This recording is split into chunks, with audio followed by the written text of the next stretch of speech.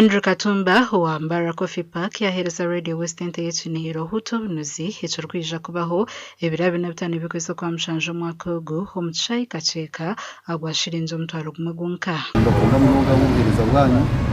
kandi nimbendeza okuzaro wagiye no kujya biza byo kusemya mshanje yo buhereza obu no mwanya tubakira bikanye no kuba twire chance yo tuna akazi ko kubanza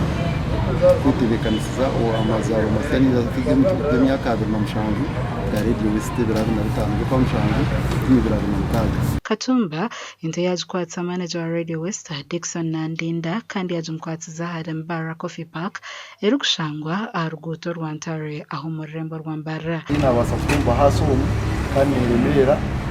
tuyambeho kujya kuza imyaka y'itanu na mshanje nechebero abina bitanu byo kwa mshanju kandi tujya kuba turukacheka mukaburijo abeshongozi okuriya okunywa and lots of entertainment nebirabo byo kwangura konka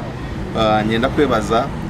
kubaza kukiriza ehururegi nyenda kwebaza management na director ba Mbara Coffee Park omwame Andrew Katumba na management ya Mbara Coffee Park aruguto nyigendwa orurwa ntare ahabwa contribution yabo. Dickson yamsima mnonga habokunda munano kushajika Radio West awentebe kanisa y'Ekinihiro huto bunuzi eco makogu omuringo gundi nyenda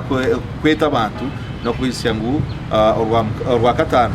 urwebero 19 urwebero 19 njya kwatria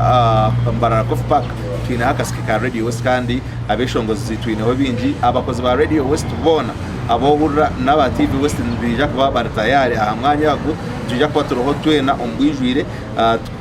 tukushemerwa n'abarukiza bitu tubakira munonga tubitika tekire Mbara Coffee Park kira munonga ka coffee akitwa Inspire group